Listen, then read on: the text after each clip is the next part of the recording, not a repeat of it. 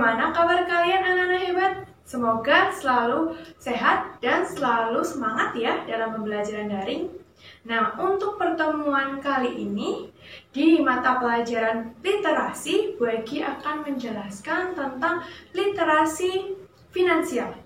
Ya, jadi untuk kali ini literasinya berkenaan dengan keuangan. Bagaimana kalian mengelola uang, bagaimana kalian dalam menerima uang saku dari orang tua kalian kemudian dikelola oleh kalian. Nah, nanti kita akan bahas di literasi finansial ini. Ya, dan yang pertama, Bu Egi akan menjelaskan tentang pengertian literasi finansial. Nah, pengertian literasi finansial yaitu pengetahuan dan kecakapan untuk mengaplikasikan pemahaman tentang konsep dan resiko keterampilan agar dapat membuat keputusan yang efektif dalam konteks finansial untuk meningkatkan kesejahteraan finansial baik individu maupun sosial dan dapat berpartisipasi dalam lingkungan masyarakat. Ya, jadi singkatnya, literasi finansial itu adalah sebuah pengetahuan. Jadi ketika kita setelah belajar finansial, kita akan mampu memutuskan secara efektif, membuat keputusan secara efektif dalam konteks finansial untuk meningkatkan kesejahteraan finansial atau keuangan. Setelah pengertian literasi finansial, sekarang Bu Egi akan menjelaskan tentang mengapa literasi finansial penting. Nah, Bu Egi sudah menjelaskan di pertemuan kemarin literasi numerik, kemudian literasi sains, kemudian literasi baca tulis, itu penting semua. Tetapi dari beberapa literasi itu pasti memiliki alasan yang berbeda-beda. Nah, untuk kali ini, alasan mengapa literasi finansial penting itu agar dapat membuat keputusan yang efektif untuk meningkatkan kesejahteraan finansial baik individu maupun sosial dan dapat berpartisipasi dalam lingkungan masyarakat. Ya, jadi alasan literasi finansial penting itu sudah termuat atau sudah ada di dalam pengertian literasi finansial yang Bu Egi tadi jelaskan ya anak-anak hebat. Kemudian setelah kita mempelajari literasi finansial, maka kita akan mampu atau lebih mampu untuk memilih dan memanfaatkan produk dan layanan jasa keuangan yang sesuai dengan kebutuhan kita. Ya, jadi dalam artian kita dapat menempatkan apa saja sih yang menjadi prioritas untuk kita beli atau kita tukar dengan uang yang kita miliki. Itu yang pertama. Kemudian yang kedua, yaitu merencanakan keuangan dengan lebih baik. Nah, setelah kalian menerima uang saku dari orang tua kalian, nah kalian tuh harus punya rencana. Nih uang sekian ini untuk apa? Kemudian yang sekiannya lagi untuk apa? Ya, dan pastikan jangan lupa kalian menabung ya. Kemudian yang ketiga, yaitu terhindar dari aktivitas investasi pada instrumen keuangan yang tidak jelas. Ya, jadi semisal kalian besok ditawari investasi, kalian insya Allah sudah mampu dengan mempelajari literasi finansial, kalian akan lebih mampu dan lebih berhati-hati karena Bu Egi sudah menjelaskan bahwa aktivitas investasi di luar sana itu tidak semuanya itu real atau tidak semuanya nyata. Pasti ada yang hoax atau yang tidak jelas. Jadi kalian harus tetap berhati-hati dalam memilih untuk investasi uang kalian. Ya. Kemudian yang terakhir yaitu memahami manfaat dan resiko produk dan layanan jasa keuangan. Nah, kan banyak jasa keuangan sekarang baik yang swasta atau yang punya negara. Jadi kalian dan keluarga kalian itu harus tetap berhati-hati ya untuk menggunakan produk layanan jasa keuangan. Nah, literasi finansial juga memiliki prinsip dasar anak-anak hebat. Ya, yang pertama yaitu keutuhan atau holistik. Unsur-unsur literasi finansial bersinergi atau menyatu dengan 5 literasi dasar yang lainnya. Ya, dengan kecakapan abad ke-21. Ya, jadi literasi finansial itu menyatu, jadi utuh, bersifat utuh dengan literasi dasar lainnya. Dan jangan lupa, literasi semuanya itu berkecakapan atau sesuai perkembangan zaman. Jadi, walaupun besok di abad ke-21, literasi finansial tetap bisa digunakan. Kemudian yang kedua yaitu keterpaduan atau terintegrasi dengan kompetensi, kualitas karakter dengan literasi dasar lainnya. Keterpaduan dengan berbagai ranah baik sekolah, keluarga, dan masyarakat. Nah, jadi selain literasi finansial itu bersatu atau bersinergi dengan literasi lainnya, literasi finansial juga menyatu atau menjadi satu kesatuan dengan lingkungan masyarakat. Ya, selain lingkungan masyarakat juga menyatu dengan keluarga, orang tua kalian, kemudian dengan sekolah. Kemudian yang ketiga yaitu responsif. Ya, jadi responsif terhadap kearifan lokal dan ajaran religi yang ada di Indonesia. Ya, berisi muatan yang mempertimbangkan kearifan lokal dan ajaran religi yang sangat beragam di Indonesia. Nah, kalian kan tahu bahwa di Indonesia ini berpulau-pulau, kemudian memiliki kebudayaan yang berbeda-beda, kemudian memiliki agama yang berbeda-beda. Ya. Nah, literasi finansial ini juga menyesuaikan, maksudnya dalam artian respon dengan keadaan kita yang berbeda-beda. Ya, jadi literasi finansial itu bersifat fleksibel. Ya, anak-anak hebat. Kemudian yang keempat yaitu responsif kesejagatan. Ya, jadi mempertimbangkan tanggapan dan memanfaatkan hal-hal yang berkenaan dengan literasi finansial yang berasal dari mana saja.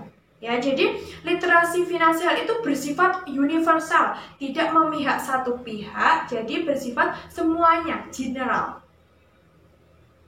Kemudian prinsip dasar yang kelima yaitu ada inklusif. Inklusif artinya merangkul semua pihak dengan terbuka dan setara, membuka kesempatan atau peluang serta kemungkinan-kemungkinan yang berasal dari pihak lain. Nah, tadi kan prinsip dasar yang keempat sudah dijelaskan bahwa literasi dasar finansial itu bersifat universal, general, atau tidak memihak salah satu pihak. Ya, dan di prinsip dasar kelima ini dijelaskan kembali bahwa si literasi finansial itu merangkul semua pihak. Ya, kemudian yang keenam itu ada bersifat partisipatif. Ya, jadi si literasi finansial ini melibatkan, mendayagunakan, memanfaatkan berbagai pemangku kepentingan literasi finansial dan berbagai sumber daya yang dimiliki berbagai pemangku kepentingan. Ya, jadi maksudnya si literasi finansial itu semuanya dilibatkan. Ya, jadi pada intinya itu literasi finansial itu tidak melibatkan hanya satu orang saja atau satu pihak saja. Kemudian yang ketujuh yaitu kesesuaian perkembangan psikologis, sosial, dan budaya. Bahan-bahan program dan kegiatan literasi finansial selaras dengan perkembangan individu, perkembangan sosial, dan budaya yang melingkupi atau menaungi individu. Ya, jadi si literasi finansial itu berkembang sesuai dengan psikologisnya kita, berkembang dengan sesuai atau selaras dengan individuanya kita, kemudian sosialnya kita, kemudian budaya kita. Tadi Bu Egi sudah menjelaskan bahwa literasi finansial itu bersifat fleksibel, ya, jadi sesuai perkembangan zaman.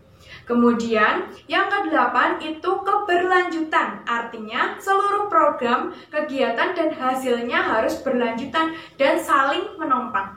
Ya, karena literasi finansial itu untuk zaman berikutnya, tidak hanya untuk sekarang saja. Jadi harus bersifat keberlanjutan. Kemudian yang ke-9 atau prinsip dasar yang terakhir yaitu keakuntablean semua program, kegiatan, dan hasil literasi finansial harus dapat dipertanggungjawabkan.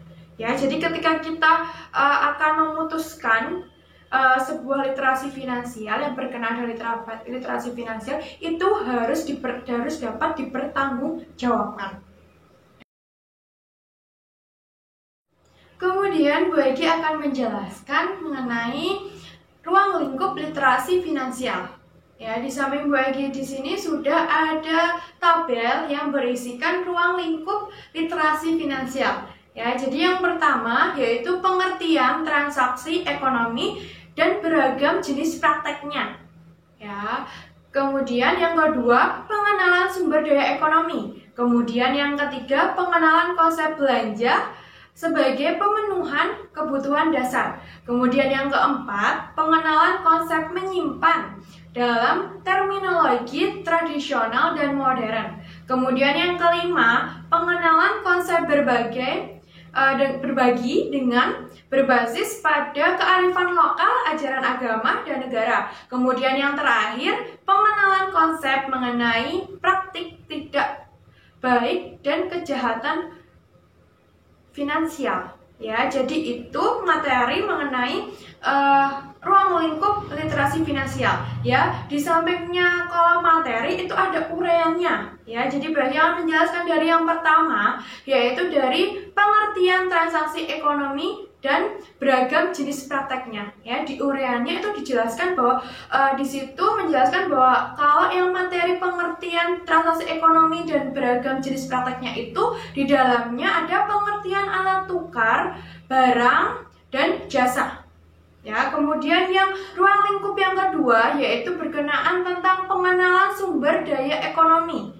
Ya, jadi di uraiannya dijelaskan yang pertama sumber daya alam, potensi, mengenali dan menggunakan SDA untuk kesejahteraan dan kemakmuran bersama. Itu salah satu uraiannya. Kalian bisa lebih detail untuk membaca yang kedua ini. Yang kemudian yang ketiga itu ada pengenalan konsep belanja sebagai pemenuhan kebutuhan dasar.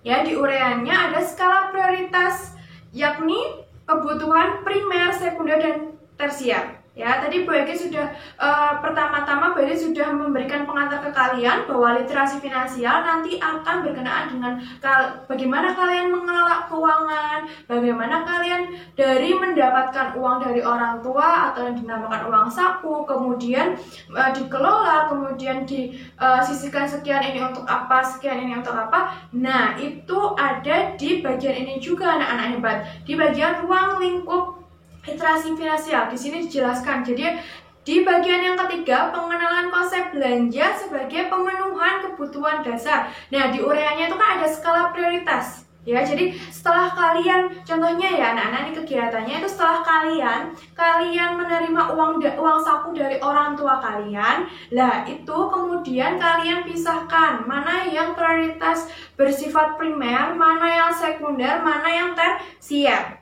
Ya, jadi kalian harus bisa memisah-misahkan uang tersebut. Nah, jadi ketika kalian menerima uang dari orang tua kalian masih punya uang, yaitu uang tabungan kalian. Kemudian yang keempat yaitu ada pengenalan konsep menyimpan saving dalam terminologi tradisional dan modern. Nah, ini juga bisa anak-anak hebat. Di sini uraiannya yaitu menabung, asuransi, investasi. Ya, biasanya ibu kalian atau ayah kalian, orang tua kalian itu asuransi, misalnya menggunakan BPJS. Nah, itu masuk ke bagian ruang lingkup literasi finansial. Ya, kemudian yang kelima ada pengenalan konsep berbagi anak-anak dengan berbasis pada kearifan lokal. Ya, misalnya saja amal kan masuk ke ajaran agama, itu masuk ke bagian yang kelima ini. Kemudian pajak, ya kan, itu kan berkenaan dengan negara atau bersifat berarti sosial. Kemudian yang terakhir, ruang lingkup terakhir, pengenalan konsep mengenai praktik tidak baik dan kejahatan. Ya, seperti korupsi, kemudian investasi bodong. Nah, jadi kalian harus tetap berhati-hati dalam memberikan investasi uang, atau orang tua kalian harus juga berhati-hati. Nah, kemudian Bu Egi akan menjelaskan apa saja kegiatan literasi finansial ya anak-anak hebat. Nah, yang pertama, kegiatan literasi finansial itu di keluarga. Kemudian yang kedua, kegiatan literasi finansial di sekolah. Kemudian yang ketiga, kegiatan literasi finansial di masyarakat. Ya, Bu Egi akan menjelaskan ranah yang pertama dulu di keluarga. Ya, di samping Bu Egi ini sudah ditampilkan sampai 8 itu tentang contoh literasi finansial di keluarga. Ya, yang pertama itu ada memperkenalkan kegiatan yang menghasilkan uang kepada anak, misalnya berdagang. Kemudian yang kedua, membiasakan dan memberikan contoh kepada anak bagaimana mengelola uang. Ya, dalam artian uang saku atau uang lebaran. Nah, dengan mencatat pengeluaran dan pemasukan. Kemudian yang ketiga, diskusi dengan anak tentang keuangan dan mengajak anak berpikir kritis bagaimana menemukan hubungan antara menghasilkan, membelanjakan, menyimpan, dan mendonasikan uang. Ya, jadi di dalam kegiatan literasi yang di ranah keluarga ini banyak sekali yang mengajarkan kalian untuk jangan lupa menabung anak-anak hebat. Ya, jadi bagaimana seefisien mungkin kalian dalam menggunakan uang saku kalian atau uang lebaran untuk kegiatan atau untuk sesuatu hal yang bersifat positif. Nah, untuk contoh dari kegiatan literasi finansial di rumah, kalian bisa baca sendiri ya di samping Bu Egi. Jadi di sini ada 8 contoh ya anak-anak hebat. Kemudian, di ranah yang kedua yaitu kegiatan literasi finansial di sekolah.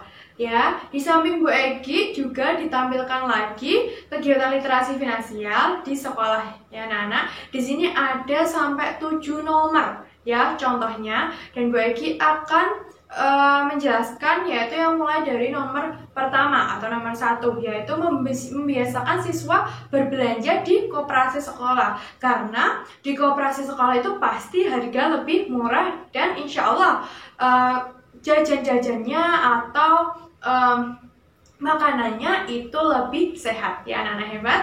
Kemudian yang kedua yaitu ada memberikan pelatihan literasi finansial ke siswa dalam memahami pentingnya menabung. Ya, itu yang kedua, lagi-lagi menabung anak-anak hebat. Kemudian yang ketiga, menyelenggarakan pelatihan kewirausahaan tingkat dasar dengan cara yang menyenangkan dan interaktif. Ya anak-anak hebat. Nah itu 3 contoh dari kegiatan literasi finansial di sekolah. Dan di sini masih ada sampai 7 nomor ya anak-anak hebat. Kalian bisa baca sendiri ya anak-anak hebat. Nah kemudian kegiatan literasi finansial di ranah terakhir yaitu ranah masyarakat. Ya, di samping Bu Egi ini sudah ditampilkan kembali kegiatan literasi finansial tapi yang di ranah masyarakat ya anak-anak hebat. Nah, di sini ada 5 contoh Bu Egi berikan. Ya, yang pertama itu edukasi tentang produk dan jasa keuangan kepada masyarakat. Kemudian yang kedua menyelenggarakan program arisan di tingkat RT RW. Nah, biasanya ibu-ibu kalian ada yang ikut arisan PKK, kemudian arisan lainnya. Nah, itu masuk ke literasi finansial. Kemudian yang ketiga, penyuluhan investasi yang aman kepada seluruh lapisan masyarakat.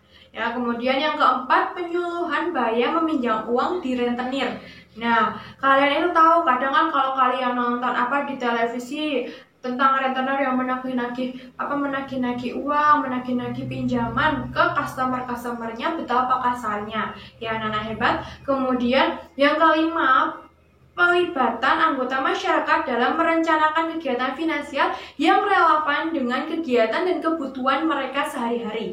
Misalnya saja, memahami informasi terkait harga bahan kebutuhan pokok, informasi kredit pemilikan rumah atau KPR, kemudian dana jaminan sosial BPJS, kemudian kredit usaha rakyat atau KUR, dan sebagainya. Ya, nah itu adalah kegiatan literasi finansial di masyarakat anak-anak hebat. Nah, anak-anak cukup sampai di sini ya untuk pembelajaran literasi finansial pertemuan kali ini. Ya, jadi kalau semisal kalian masih ada yang bingung, ya masih ada yang bertanya-tanya, kalian bisa tanya ke Bu Egi melalui chat @modo atau chat ke WA Bu Egi ya. Insya Allah Bu Egi akan membalasnya dan merespon secepat mungkin anak-anak hebat. Dan setelah kalian melihat video pembelajaran ini, kalian langsung kembali ke akun @modo kalian masing-masing ya, karena Bu Egi akan memberikan tugas untuk pelatihan kalian tentang literasi finansial anak-anak hebat. Oke, wassalamualaikum warahmatullahi wabarakatuh.